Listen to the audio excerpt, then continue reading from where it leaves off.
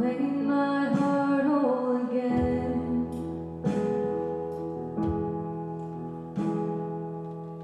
Here I stand, high in surrender. I need you now. Hold my heart now and forever. My soul cries out. Once I was broken, but you love my whole heart through. Sin has no hold on me, 'cause your grace holds me now. And that grace owns the ground where the grave did. For all my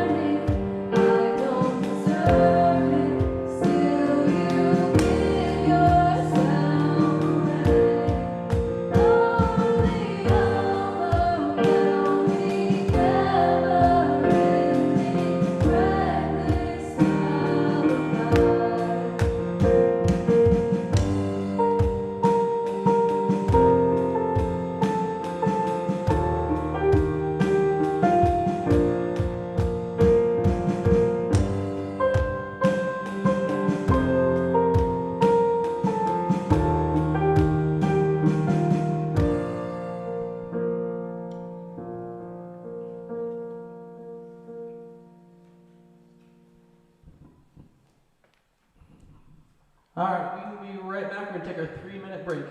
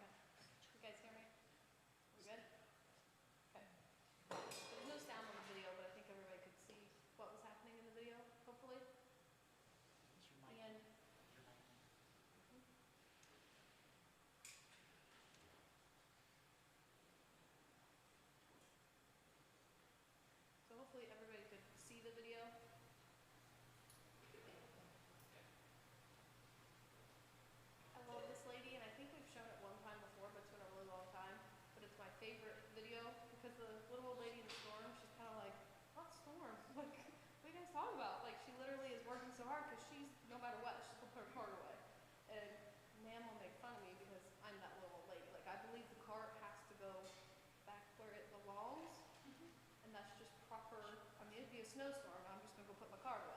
Like, that's how it is. But I love this little lady. She's my favorite. So real quick, before we get started, let's pray. Dear God, we thank you for this day. We thank you for this evening. We thank you that we got here safely with the weather. We thank you for your protection as we head out tonight and through the rest of the week with the crazy weather we have going on. We thank you for the hearts that are not only in this room, but the ones listening online, that you would reach them in the way you want them reached, and that you would grab their hearts, Jesus. So we thank you for that. In your precious and holy name we pray. Amen. So I got this idea to preach on storms, which I don't really know where it came from. I find it ironic that we're having a snowstorm. We're in the middle of one, and supposedly we have a second one coming, if I'm correct. A second one coming tonight, more snow. I'm praying for a snow day tomorrow. I forgot to add that in my prayer.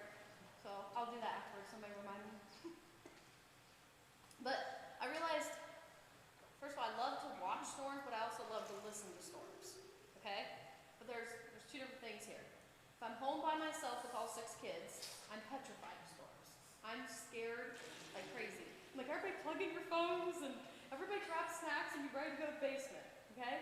Now, if Nan's home, for some reason, when his presence is there, he doesn't even have to be like right next to me holding my hand. Just if I know he's in the room, I'm cool. I'm your typical Ohio girl, and I'm probably on the front porch sipping a Coke. And if Thomas has this picture, this is probably me on the front lawn, and I'm trying to tell you guys, oh, there's a funnel cloud, and oh, it looks really bad in Granville. I better text so-and-so, and oh, I better call my grandma. That's her way. It's looking really bad. I'm like that lady. But if Nan's not there, I'm not going to be doing that. I'm going to be hiding inside. I don't know what it is. It's just the comfort of knowing he's there. And it gets a little interesting. So as I was studying for this, I got myself really confused. I also was really tired. But what I came to realize, I think God was trying to show me something. It really wasn't me just being tired. Because as I was looking up different verses and different things for this message, I kept getting confused on the 2 different stories. Because if you know, there is multiple Grab Kirsten's mic. Bible stories. Grab Kirsten's mic. Which one is it? This one?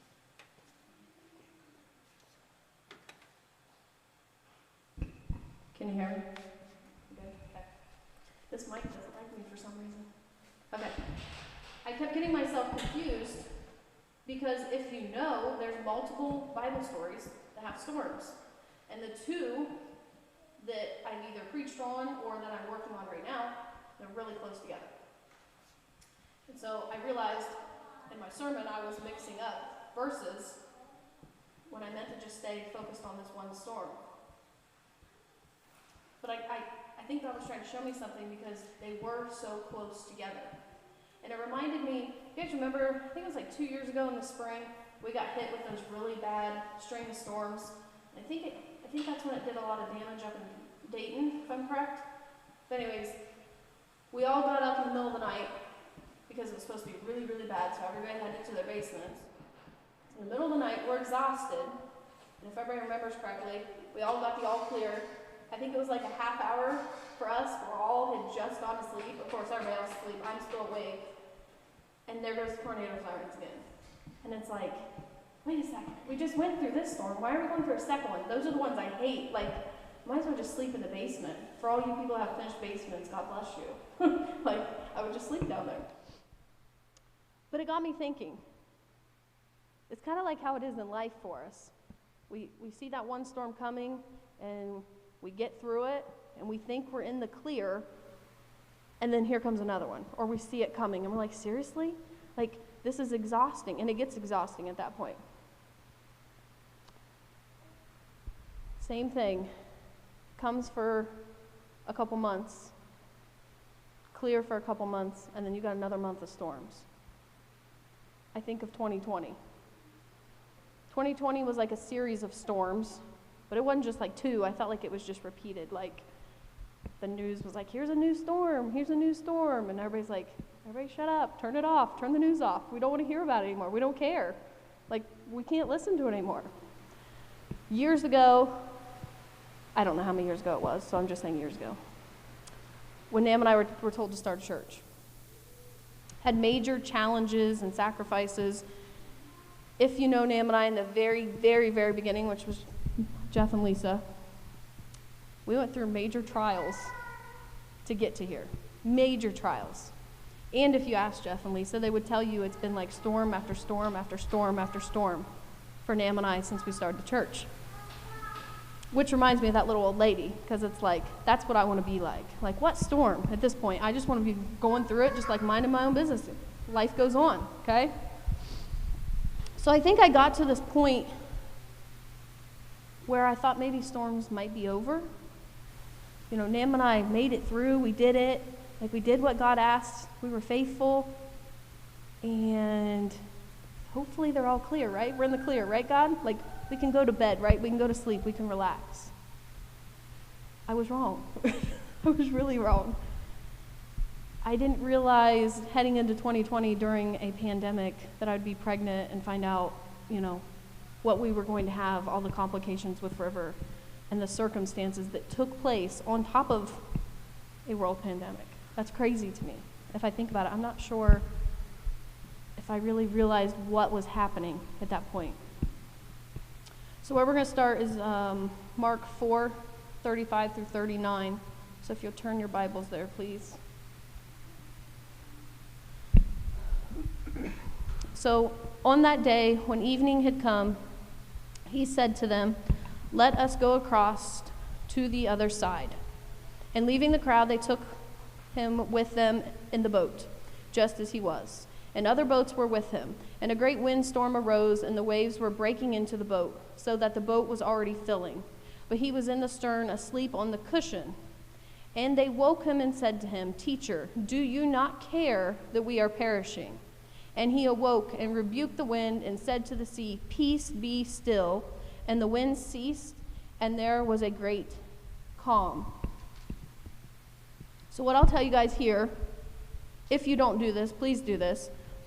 Anytime you're reading a verse, like think of your morning Bible verse, go back and look what's before that. Don't always take it just at what you're looking at. Go and read what's before that and then after that. Click on, if you're doing it through the Bible app, click on read full chapter. Okay? It's important because we can read this and take it for what it is right here and not truly understand what is happening. We're missing pieces. So I'm going to give you the background really quick. Right before this, if you guys know, this was the miracle with the little boy and his sack lunch that his mom had packed for him. Okay? It was a tiny little sack lunch. They fed thousands. It was a miracle. A miracle took place. The disciples were there. This is very important that you understand this, that the disciples were there. They watched it. They were a part of this huge miracle. So basically, we are the disciples. We were there with Jesus. We saw it firsthand. We got to experience every part of it. We saw that Jesus was the real deal. It was not us as disciples or people hearing about this. Like, I heard this. I heard about this. I wonder how true it was. No, we were firsthand. We were right there. We saw it. It was amazing. I will go on and I will think of Peter. I will never question Jesus again. How could I ever question Jesus again? Look what he just did, right? But wait for it. What does this verse tell us? Mark 4, 35 through 36. On that day, when evening had come, he said to them, "Let us go across to the other side." And leaving the crowd, they took with them in the boat, just as he was, and other boats were with him.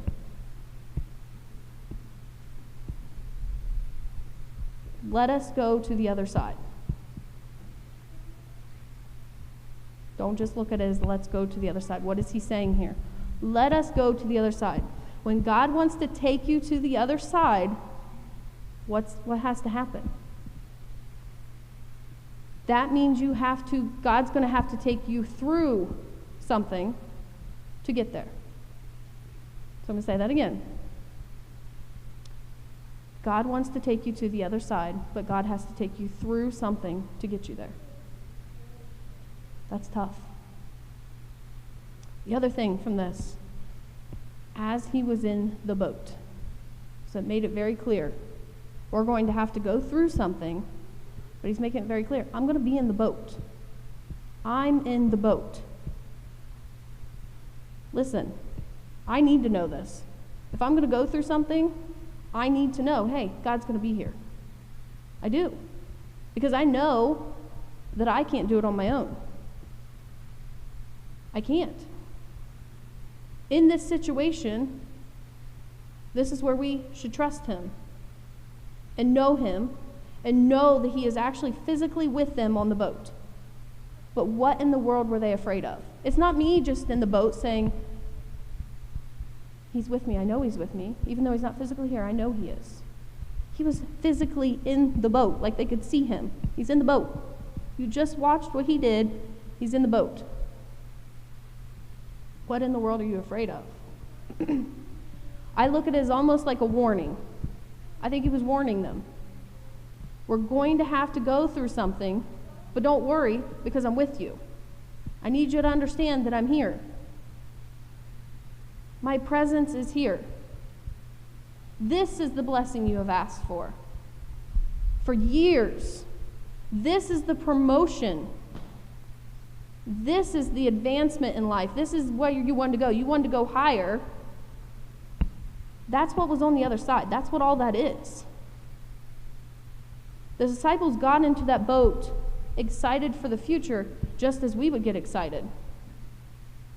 Especially when we see our blessing in the distant future, we get excited, right? We get really excited. We talk about it. We dream about it. Some of us pour money into it to get ready. There's a lot of things we do to prepare to get ready for that. But what happens? Why do we lose our excitement? We lose our excitement just like the disciples did because they see the clouds beginning to swell. That's what they were seeing. The clouds are swelling. But wait, God, why are the clouds swelling? Why is it getting dark? I thought you were taking me to that new job, to that great advancement.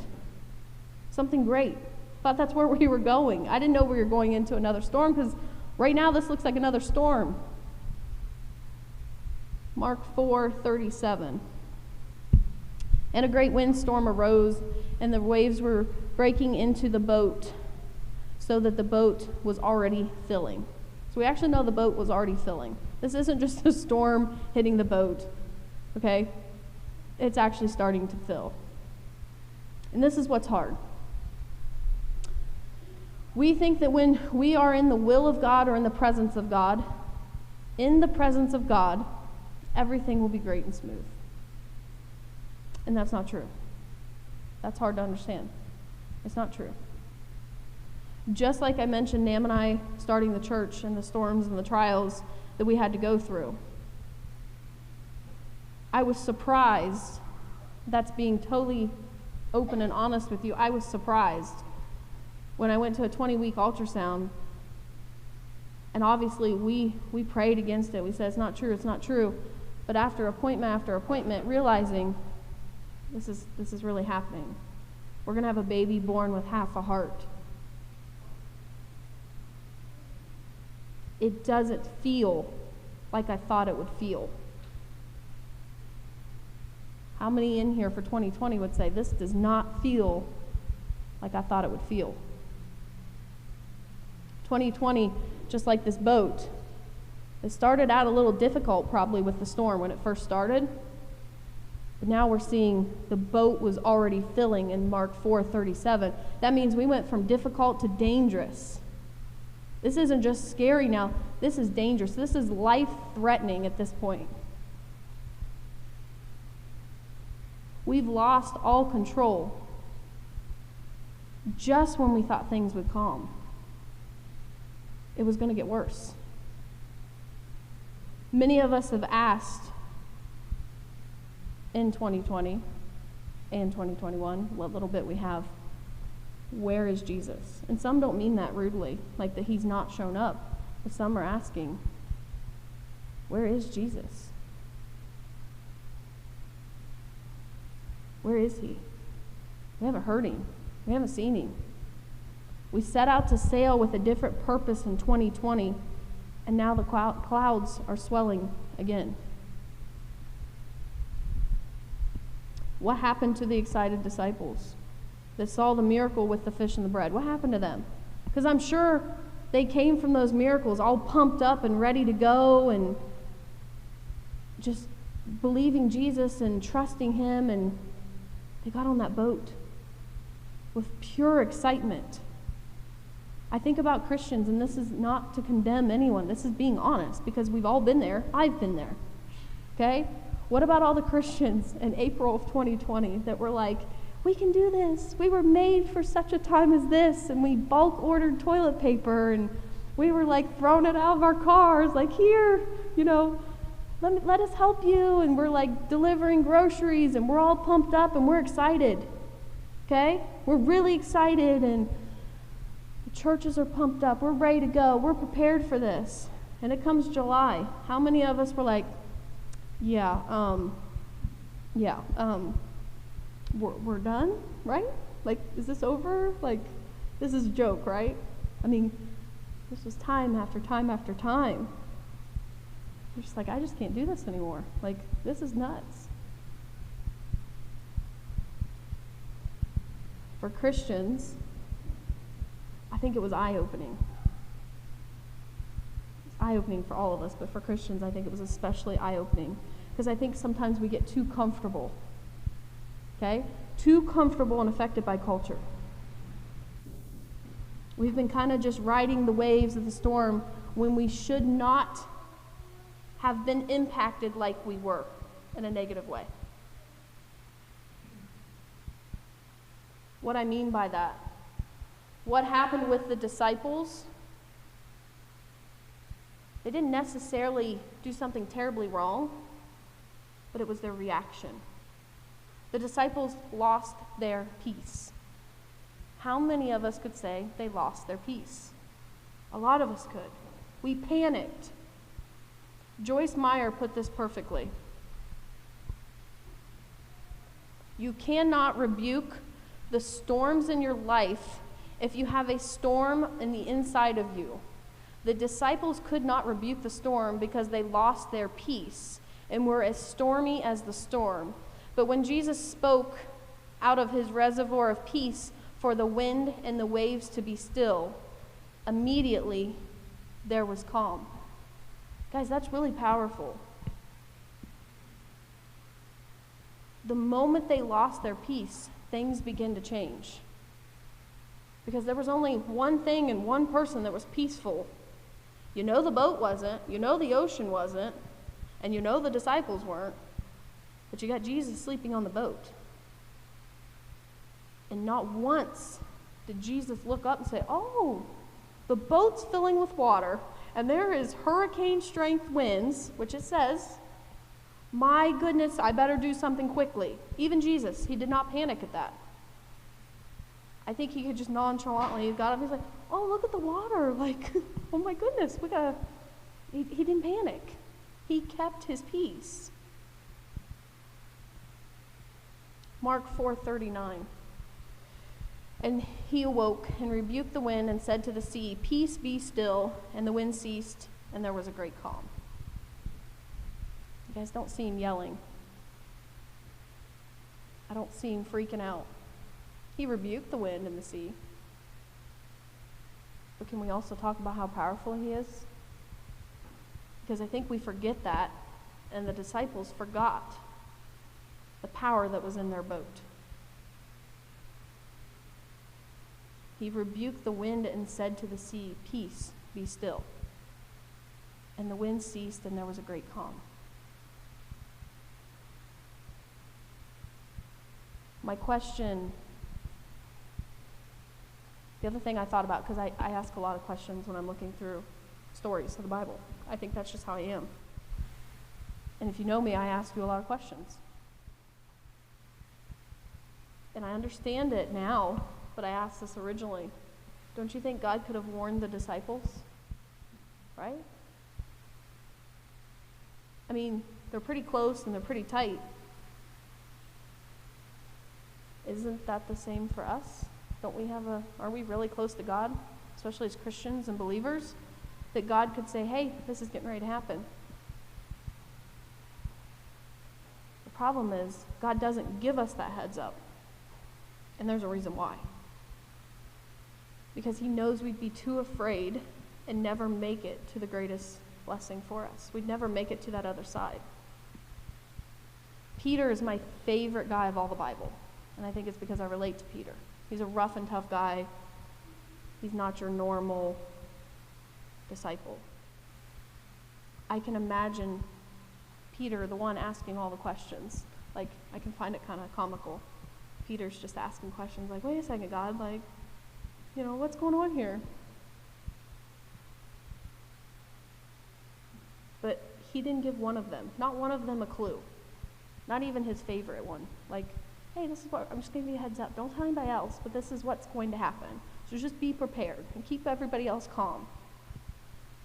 But I also can imagine Peter being the one that's carrying on. Just carrying on this whole time. I can see the first wave and Peter's ready to just lose it. He knew fear would step in their way. I look at it and I think God didn't say, hey, Foundation Church. He didn't say, hey, Jeff, hey, Dawn, hey, Brent. I just want you to know, your pastors, they're getting ready to go through a really fierce storm. And on top of the storm, it's going to be during a time where a pandemic's going to hit the world and the world's just going to lose their mind. So I just want you guys, his leadership and elders, to be prepared. And Jeff's laughing because it's comical.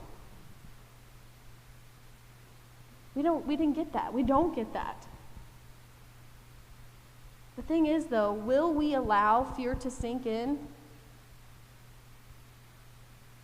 Or will we realize that Jesus is with us?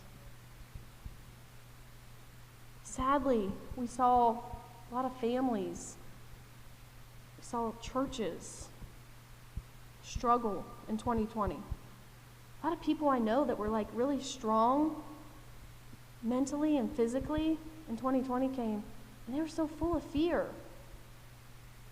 And I struggled with that. Like, I thought you were like a rock, and now you're petrified. I'm confused. But it was how to stay above the water and not sink. Churches were really reminded, what's your story? What's your foundation? What do you build on? I know for us, there were a lot of major discussions with our team and a lot of refocusing and reorganizing. And I have to be honest and I have to say how impressed I was with our team and how solid they were and are. Especially a leadership that could back up our family after what we've been through. This was one of the biggest eye-opening things for me. And we should all be very proud to be part of Foundation Church. Whether you're watching online and you're a part of there, or if you're in here tonight. But real quick, I'm going to try and wrap this up so we can get everybody home before roads get bad. But if I could ask the worship team to come up.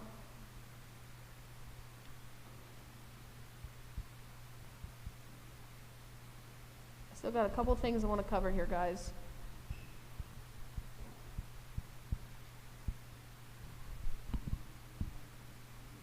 So in the beginning of the story,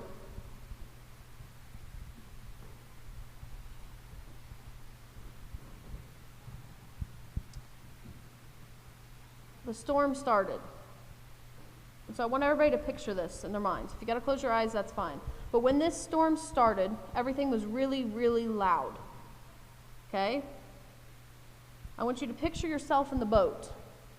You could hear waves hitting the other waves and cracking against the boat. You could hear the sea roaring. You could hear the rain beating against the water and the wind howling, right? This is a major, major storm. And then you have the disciples yelling in fear. Jesus is asleep. So if he's asleep, what is he? He's not only quiet, but he's silent. Jesus was silent in the midst of the storm. Jesus was teaching them the same thing that he's teaching us right now for 2021 and for the future. Jesus wants us to see him and feel him in the silence. Jesus wants us to see him and feel him in the silence. So when my life is falling apart, your life is falling apart, and it's loud, it's not gone from difficult, it's not just difficult, it's gone from difficult to dangerous. Your boat's filling full of water. So basically, you're on the brink of death. And instead of saying, "Where are you, Jesus?" remembering that that silence is there. That means he's probably sleeping right next to you. Not probably, he is. He's sleeping right next to you. The reason he's silent is because he has a plan. He doesn't need to say anything. He didn't need to do anything. He knew what was happening. We have to know that he was taking us to the other side, to something better. But for that moment, we had to rest peacefully in a storm. Listen, if I was on that boat, I think of my kids. If I was scared, but I realized Jesus was right there, I would have curled right up next to him. Closed my eyes and slept, knowing that nothing was going to happen out of his control. There's one thing we can all agree on. Most times in our lives, we're all going through something different at different times. 2020 was a year where we all happened to feel 2020. Right? Everyone saw and felt it. All of us had our own individual things added, I get that. But we all were a part of 2020. What I want us to picture is all of us as disciples sitting in that boat. We should know that we're heading into a storm, that Jesus is in our boat, that he is with us in every situation we face. Because we are believers, we get to go into that storm with peace. There is no more going into the storms with fear. We know that we will get to the other side. You don't need to know the why or the how to the storm like me. Something I need to break myself of. You don't. Don't ask why. Don't try to figure it out. Just know there's a storm. Go curl up next to Jesus.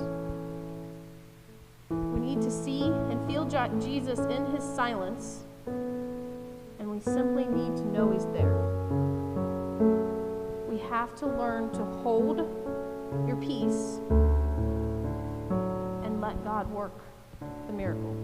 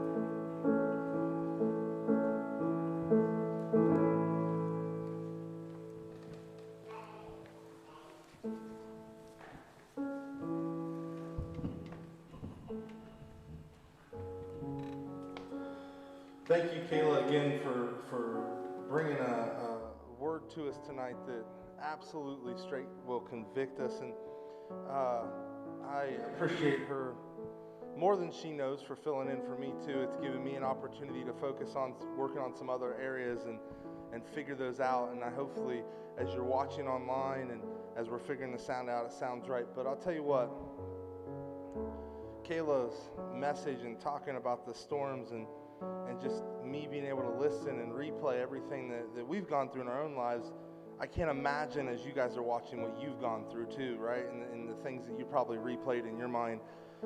But man, am I thankful that we serve a God that's bigger than every one of those, and we can lean on and rely on Him. Man, am I thankful for that.